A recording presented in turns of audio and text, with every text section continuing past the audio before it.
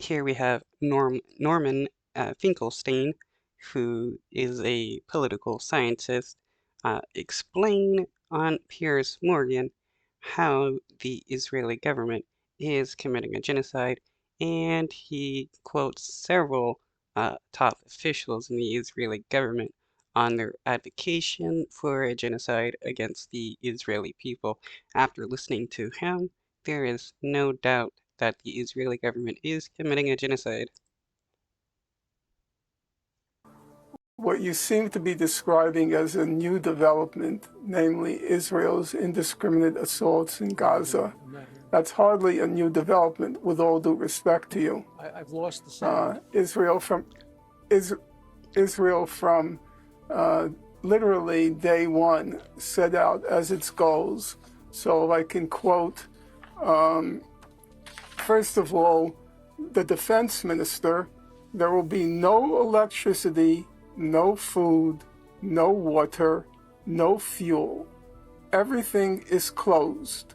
We are fighting human animals, and we are acting accordingly. Now, that was not directed at Hamas. That was directed at the entire population of Gaza. Yeah, how can you claim to be wanting to help the citizens of Gaza if you're going to deny them access to anything that they need to survive? That is a genocide.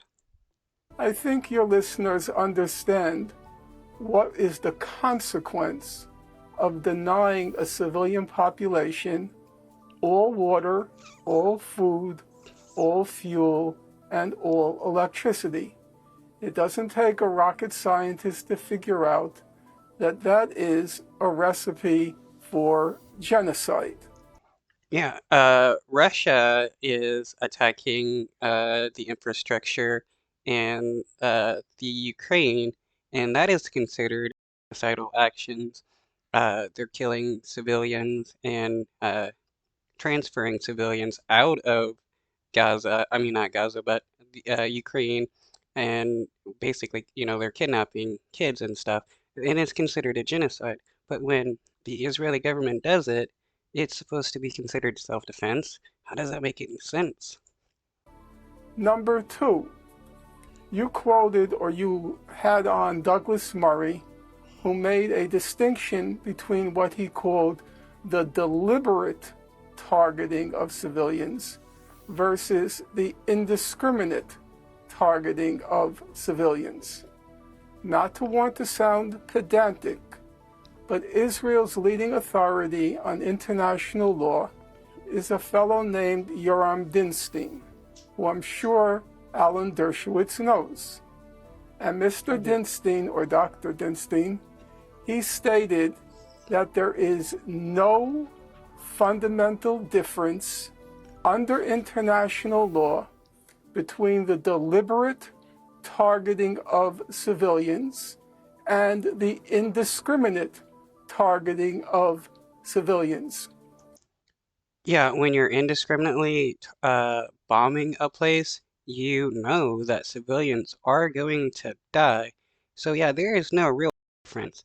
And people want to, you know, split hairs and stuff and be like, yeah, Israeli government isn't directly targeting civilians, but still, they're still killing civilians, and it's obvious that they are. 20,000 civilians dead compared to like a few hundred Hamas terrorists. That's not a war against Hamas. That's a genocide against the Palestinian people. There is no substantive difference. Therefore, under international law, according to Yoram Dinstein, Israel is targeting the civilian population of Gaza. That's another indication from the get-go, not from yesterday, not from when it was revealed to President Biden, but from the get-go, Israel has been engaging in a genocidal war in Gaza. Now, the genocidal war takes various forms. Again, I'm going to cite you old quotes So let's take Giora Eiland, who was the head of Israel's National Security Council, the equivalent of our CIA. And he said, quote, Israel needs to create a humanitarian crisis in Gaza. Gaza will become a place where no human being can exist. Now, I'm not here to try to persuade Mr. Dershowitz or Professor Dershowitz. I am here to try to enlighten your listeners. So I would like them to cogitate, to meditate over what does it mean to say Gaza will become a place where no human beings can exist. Yeah, that sounds like advocation for genocide. When how else can you make it impossible for people to exist there without killing them, without destroying their infrastructure, without polluting their land and stuff? They continually advocate for genocide, and yet the U.S. is afraid to call them out about that. Mr. Eiland, the former head of the National Security Council, went on to say, severe epidemics in the south of the Gaza Strip will bring victory closer and reduce casualties among IDF soldiers. And then there is Mr. Netanyahu, the prime minister. Not on one occasion, not from the spur of the moment, but twice in national addresses to the nation, very soberly, Mr. Netanyahu said, remember what Amalek did to you. This is a war between the sons of light and the sons of darkness. Now, as Professor Dershowitz surely knows, because he attended Hebrew school, actually he grew up just a few blocks from me, or I should say I grew up a few blocks from him because he's older.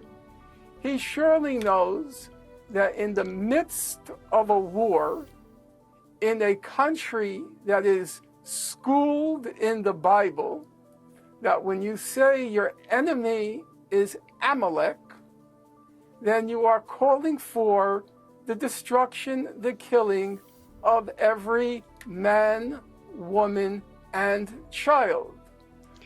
Yeah, because the that story that Netanyahu referenced was about people getting ambushed by the Amaleks, and then the Israeli tribe calling for the entire destruction of the Amaleks, even the kids. So yeah, Bibi Netanyahu is advocating for a genocide, even for the murder of kids.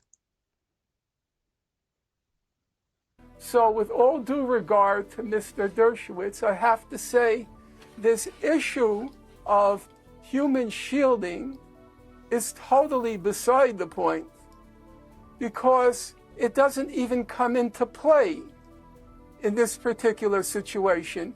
The orders from the get-go denying food, water, electricity, and fuel to the entire civilian population, the order from the get-go to turn Gaza into a place that is not able to sustain human life, the order from the get-go in this battle between the sons of light and the sons of darkness. Okay. I repeat, I do not believe it requires a rocket scientist to figure out that from day one, which is to say two I get the months point. ago, Yeah, you've made the point. Israel has been waiting. Well, Pierce Morgan is finally getting annoyed about being he's upset that Norman Finkelstein is able to show how the Israeli government is committing genocide.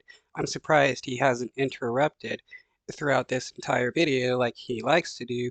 And it's funny how the dude on the left continually shakes his head knowing that he can't disprove that the Israeli government wants a genocide. Waging a war of genocide.